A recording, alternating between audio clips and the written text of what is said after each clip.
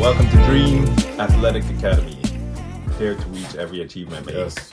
So we're going to introduce Coach Leo What's going on? front and center. Yep. And as we go through the weeks, we're going to get the coaches to come in, introduce so you know who we are. Right. And just talk a little bit about who we are, what brought us together, and what we do. So we'll start with that, nice and easy. Sure.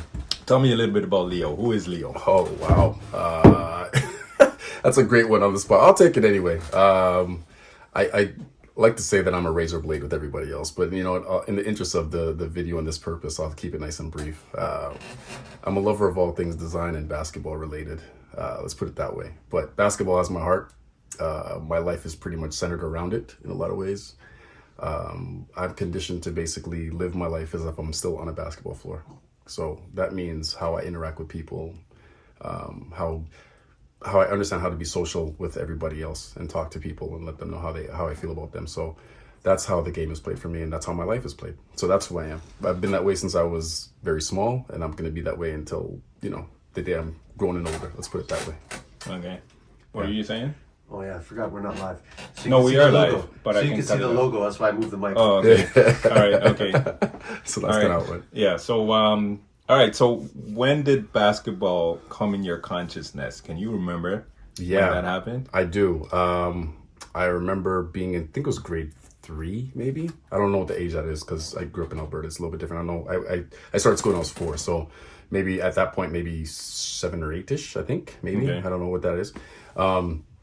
I do remember. I think it was the it thing to do, and in my school there wasn't many kids that were of minority background, and so the parks were always empty, and we ended up playing on some 7-feet hoops. It was me and another friend of mine, and we stayed out there until we couldn't anymore. Mm-hmm. So that was the beginning of it, and I remember because video games weren't a thing back then. We're going back into the 80s. I won't say my exact age for this purpose, but we're going back to the early 80s, and so that part is the video games weren't a thing. It was kind of like, you know, you knew where everybody was based upon the fact of all their bikes were showing up in the front of their house. So that's kind of how it was. Yeah. And But you're playing on the cement. Yeah, we're playing on the hard-soled shoes. Right, we called it blacktop. So blacktop is what we played in. So we were outside on the 7-foot hoops, and we were out there playing until we couldn't anymore. So you'd go home and you'd have like the Tiger shoes or the British Knights for the older folks that remember those. BKs. The Yeah. BKs, the MC Hammers. So yeah, we played with those. And those were heavy, so that's where you got your hops because it's so heavy to jump in those shoes. Yeah, so I started dunking basketballs really early in life, but that's because of those kind of things. But yeah, that's usually when it started, and that's when it got attached. Yeah. All right, so we're just speaking a little bit about Dream. Yeah. What brought you to Dream? What was your sort of piece? Because I know there's 4 of us that kind of brought this together, starting with the CEO and Kingpin, Mr. Carey. Right. But how did your connection fit in? Like, how did that form? How did the universe bring us together? So I'm glad you asked because, man, there's going to be some varying details about the timing. So I'll leave that where it is. But I know since Coach Chris and I, we still are the same level. We do this exact same job. So Chris and I would sit there, since we're primarily guys that would work at night, we would primarily sit there on our breaks and lunch breaks and just talk about, you know, different parts of life that we want to explore and go through. And one of those things was to say, you know, nowadays you want to have a second hustle or whatever the case may be. So you're thinking outside of where we currently work. I won't say the 7 name. streams of income. There you go. And then of course you were my boss. So I mean, at the time we were, even if you weren't at work with us, we were kind of thinking, okay, well, you know, what do we know how to do well and how do we turn that over? And one of those things was, of course, natural for us as we played ball. So we thought about that. We thought about different lanes, but it all came back to being basketball. We had explored other things, Chris and I, about different measures to try to get it done. And it just didn't work out. It didn't feel organic enough. So basketball was kind of centered. And I remember the conversation, because we didn't know Carrie at the time. Yeah. So we actually brought the conversation to you. I don't remember what that conversation looked like, but I remember that we had that that conversation piece with you at one of our lunch breaks. And then I think that connection went to talk about maybe an area of the city that we could actually go and practice or whatever the case is to do some skills and those kind of things. And I think you involved a little bit of, Carrie at that point. And I think that's how the ball actually got rolling. I don't remember who spearheaded. I think we all kind of spearheaded something indirectly. It was kind of like a combination of all those things, and it kind of just joined together. Yeah, because if I remember it from my side, I think how it sort of started was we had that conversation maybe about a week or so before he had the incident with his son. Yeah. And then the incident with his son happened.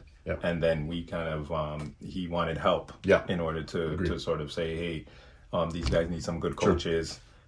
If you have anybody to volunteer, do you know anybody? Yeah. I was like, I know 2 people. That's Look what at that. happened. Yeah. That's how it happened. Yeah. So it almost reminds me of you hear all these CEOs and stuff that they say that they wouldn't have got there unless Right. they got fired from their job. Correct. It was the same kind of thing. Yeah. So because Yeah. Kerry was so frustrated with what was going on, Yeah. that he said, you know what, let's just do our own thing. Yeah, I right. agree. And then that's how this kind of formed. It's funny because to expand on that, I remember I'll even say it because I'm brutally honest. If you guys can catch me in a groove, but anyway, I don't hide anymore. But I'll vary some of the details. But I do remember, since you were my boss at one point, I remember asking for time off from work. Yeah, and it speaks to that exact same thing. So I took 3 months off of work, and I was like, I'm completely burnt out. And so I went clear across around the world because of that. So I get it when somebody's at their point where they're like they've completely broken or need to get somewhere else to kind of recalibrate themselves, then yeah, they will definitely do that. And Leo's the only guy I know on this planet that can find a basketball court on the beach. Yes. Anywhere. Was it Bali? I think it was in Bali. Yeah, it was in Bali. Yeah. We gotta add the picture to that shot. We should add the picture to Just the throw it shots. in, Yes, screenshots. absolutely. Shouts to District Mall. They were very nice to me when I got there. Yeah, that was fun. I had a good time playing there. It was really, really unique. But I can do that anywhere in the world. I even tried to find one in Amsterdam. I don't have the picture for that one, but I did find one there too. Yeah. See, that's excellent. That might be something that we can do is like explore basketball Leo's courts cuts. around the world. Courts around the world. Cuts around the world, That's man. right. I think Do that's that. something that I'd like to do. I do actually look at Instagram sometimes and I'll have courts around the world, and it's like some would be buried in a forest somewhere, or some are actually from an old air hangar somewhere. Yeah, I mean, it is what it is. I'm actually but that's going to my look thing. that up. It's actually quite cool. It's actually quite cool. So one of the things that we like to do is I call it mentorship through conversation. Yeah. So what we're going to ask, and as we go through with the other coaches, is going to be the same thing. We're going to talk about, so tell us a story about a difficult time that you went through, like in your younger days. So it doesn't matter, what age or whatever. And then what I want you to think about is, what was your mindset when you were going through that thing? Yeah. And then after that, then we're going to talk about what was your mindset today, right? Yeah. So if you think back on that thing, what are you thinking about now versus how you're thinking about then? Because ideally what we want to do is, I think a lot of us go through different things. Yeah. And as much as we go through different things, we go through the same things, Yeah. right? As humans, Yeah. right? And I might be going through it and thinking, oh man, I'm the only one that ever been through this. I'll never make it, this and that. Yeah. So if we can kind of tell our stories, especially the hard times, everybody loves, if you look at Instagram, it's chick, everything's good, I'm living my best life, right? But they don't see our down times. Yeah. So if we could talk a little bit about our down times, Yeah. how we thought about it during that time, because I want to get into your mindset back then, if you can remember, and then your mindset now. Yeah, I mean, there were so many. I got to think of some or one of them specifically that jumped out. The one that does come to mind, I don't really say much. We're going deep in the bag. That's right, man. It's called being vulnerable. That's what it is. You gotta connect with the audience because you're vulnerable. Yeah, that's a little different. I have a hard time believing in that word. But anyway, that's another piece. But I'll go for it for the sake of this and Round Brothers. Then I'll explain. When I was 14, I will share this. I stayed at a women's shelter. So I stayed at a women's shelter and with my mom. I won't get to the stories as how we got there, but in any case, we were there. So they didn't want to take me because I'm obviously a man, or a boy at that time.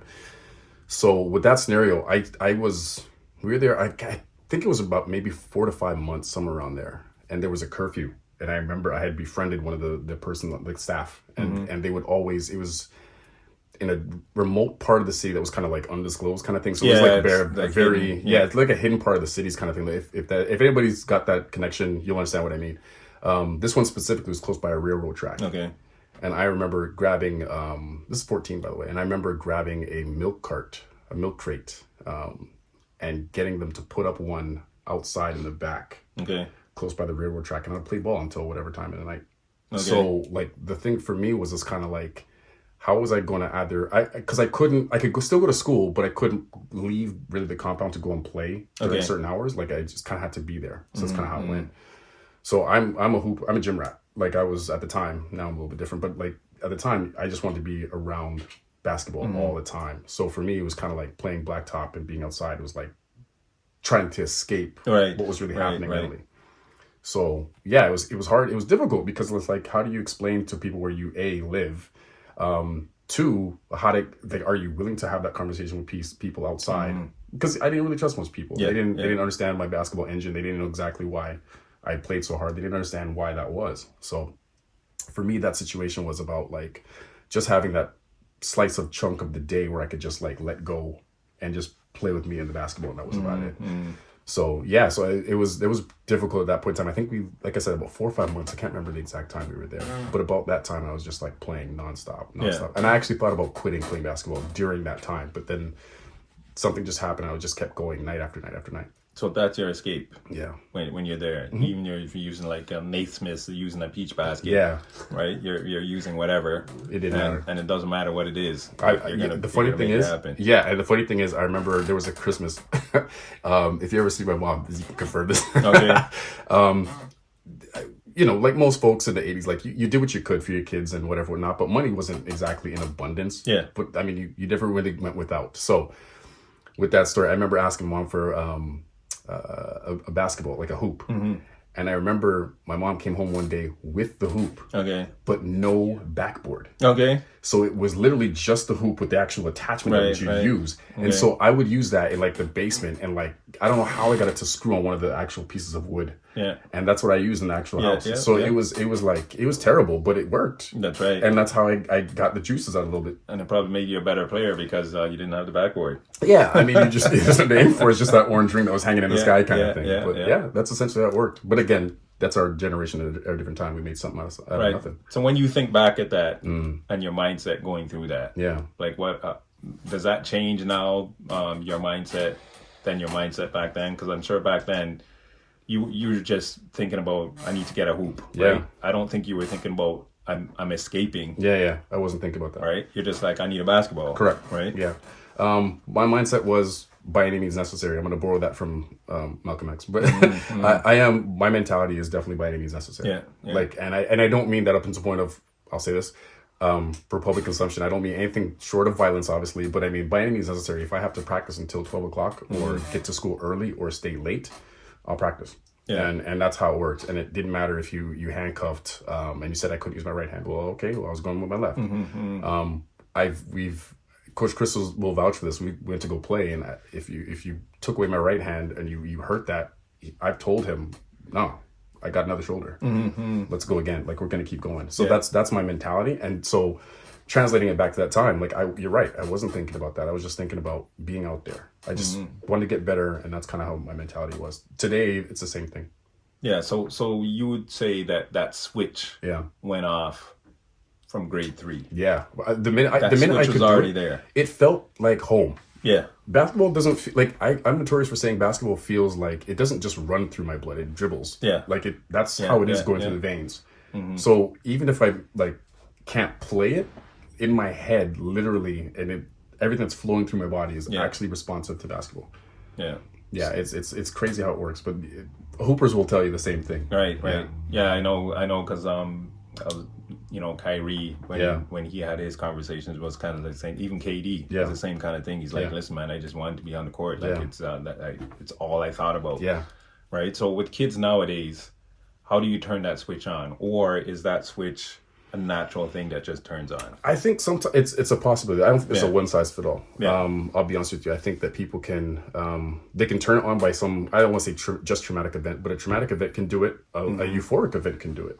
The feeling of winning can do it. The feeling of losing can do it. Anything in between. So I'm a big fan of finding whatever works for you. Yeah. And if for me, it was kind of like, it just felt like the ball being in my hand was like, this is the stuff I wanted to do. Now, I mean, for those who've seen me before, I'm only 6'2", you know what I mean? I'm 180 some odd pounds, but like, I'm not like this guy who's 6'5", 6'11", but the thing is, the love is still the same. Yeah. So you have to cut my heart out, literally, in order for having me stop. I hear you. So I know, a little story about my daughter. So she's been coming and running with us. Yeah. And so she loves track and field. Yeah. So last year, she was the reserved for the 4x100. Okay, cool. So she actually got to run it because somebody was, I think they had to go on vacation or something, right? Yeah. So this year now, she's really saying, hey, I got to I got to do this. Yeah. And I'm going to try and not be a reserve, but actually be on the team. Right. Yeah. So she really didn't do much outside of when we were running. Okay. Right? So she did maybe a little bit of running from home and stuff, but Sure. definitely when we are running, because as you know, we do a lot of running. We do a lot of running, yeah. Right? Champion makers, we call it. So she does the tryout this week. Yeah. She comes second.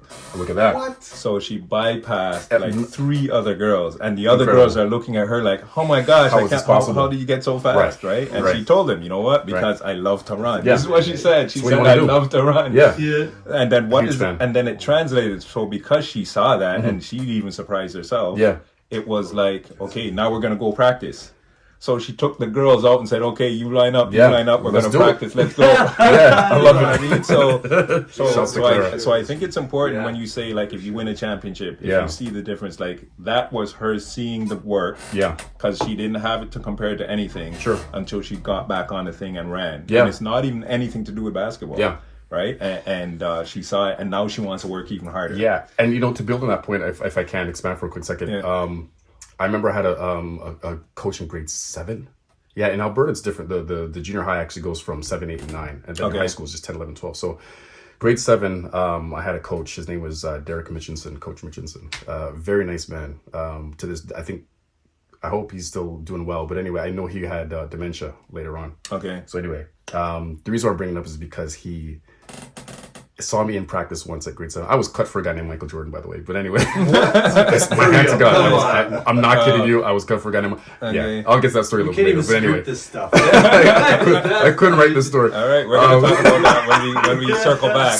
This is just the introduction, so we're gonna have lots of talk. So I remember we had a practice and I was going really hard at the guys, and he pulled me aside and he looked at me and he said, he told me to sit down and he said, "Leo, do me a favor." He said, "I want you to answer this as honest as possible." And he said, "What makes you," because I was going hard at guys. He says, "What makes you think that the other guys on the team have the same internal engine you have?" Okay. And I had no answer. Yeah. I thought it was standard. You're right. That's right. I thought it came standard. Yeah. But it didn't. And so he says, "I can guarantee you that what you have internally in you," because I was chomping at the bit, I was Yeah. foaming at the mouth. Yeah. From early. And he said, "No, you don't, that's not everybody." So he goes, "You have a responsibility at this early age to understand, or at least try to understand, that what you have is not necessarily put in a bottle and given to people for free. So do your best to not come down, but understand that some people haven't got there at your pace yet.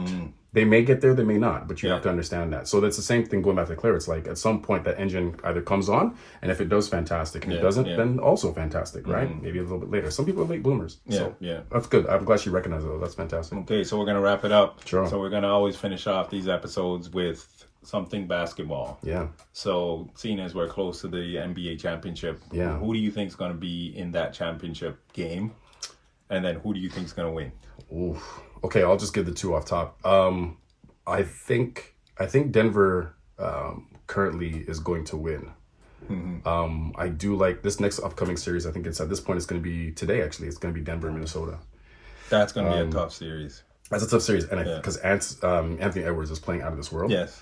Yeah. But there's something to be said about Denver. Denver is kind of like they're an automatic car. Yes. Like, and I just mean like I think of the most reliable car you can think about. Yeah. They're not glamorous. They just turn on and get you to work every day that we take for granted. Like people just think, "Oh yeah, my car's just great." We call them Betsy back in the day. Yep. Yeah. That car's just going to get you to work to and from. Yes. No frills, no nothing. It's not trying to get you there fast and look friendly to everybody right. else. It's not You're going to do get 180. that. Yeah, it's not going to do that. But like the point is, that's in my head when I watch it. That is textbook beautiful basketball. Yeah. Like I don't look for the shine. I don't look for home run hits. I'm famous, and you guys have probably heard me yell it in the gym sometimes, saying, $1 million move and 10-cent finish. Yes. So $1 million move is that nice glamorous Ferrari that's out front. That's fantastic. Or a Porsche. I knew it was coming. But doesn't actually. It was coming. I'll leave it there. But does it actually, like, outside of that, it's great, but can you do it all year round? Can you do it when nobody's watching you? Like, that's kind of how that is. So for me, again, to keep it nice and brief, the Denver's it, because again, they just have top to bottom. Yeah. They're automatic, man, and it's hard to beat that. Now, with that said, Ant's playing like he's got, you know, some Kobe-esque, Mike-esque, killer instinct in him. He's got a little Tiger Woods in there. He's got a little, like, he's got that animalistic, I want this to happen. Yeah. And it's happening right now, whether you're grabbing on my jersey or not. Yeah. And then he has a smile that looks like a baby face. So so it kind of lulls you. Yeah. You know what I mean? And the last part is what was impressive and what jumped out to me about that, because I'm a basketball aficionado, but he had mentioned that his favorite player was KD, Kevin Durant. And I remember during that series watching him, and he would literally go at Kevin Durant face to face, nose to nose. Yeah. The thing about basketball that a lot of people don't get, and I'll say this for the younger crowd who's listening to us really quick, is that when you're a basketball player, you owe it to yourself and the defense to go as hard as you can at them, because you're sharpening their skills and they're sharpening your own skills. Right. So if you notice that when they had that jaw session and they were going back and forth with each other, KD was kind of laughing because he saw himself kind of thing. Right. He recognized the same iron trying to sharpen his iron. Yeah, vice like versa, the Kobe and Kobe Mike stuff. Same thing. Yeah, like you need to kind of have your iron sharpened to get somebody who's like mentality, right? So that's kind of the same thing. So I love that. So I'd love to see, you know, Ant take on, and of course Cat and everybody else in Minnesota to try to take on Denver. But I get Denver, the whole thing. Yeah, and I feel the same way. I think Denver probably going to catch it. I think whoever wins that series is going to win it. To be honest, that's what I have in my mind, because I just love Jokic. And even like after he wins the championship, right? And they say, "Oh, you're gonna come to the parade?" He's like, "I gotta go to the parade." It's like, I got horses to get back to. You know what I mean? Like, he has his lunch pail. He goes there. He jumps a foot off the ground, but it doesn't matter. And he doesn't care about anything. He has his lunch pail. Go to work, go home, and I want to be back with my family. And that's all he cares about. Yeah, that's beautiful basketball. So that's what I love, man. It's just the love of the game and back home. Yeah, the basketball has it's multifaceted. It's like a prism. There's so many sides to it. Yeah. So why just fall in love with the one that has the biggest, brightest shine on it? Sometimes that's not how it looks. That's right. All right, so we're gonna wrap it up. Comment, like, share, subscribe. That's the number one thing. I guess I gotta start with subscribe. Subscribe, like, comment, share. Absolutely. There you go. Dream Athletic Academy. You got it. All right, it's good. Take care of you. See you. All right, who's up next?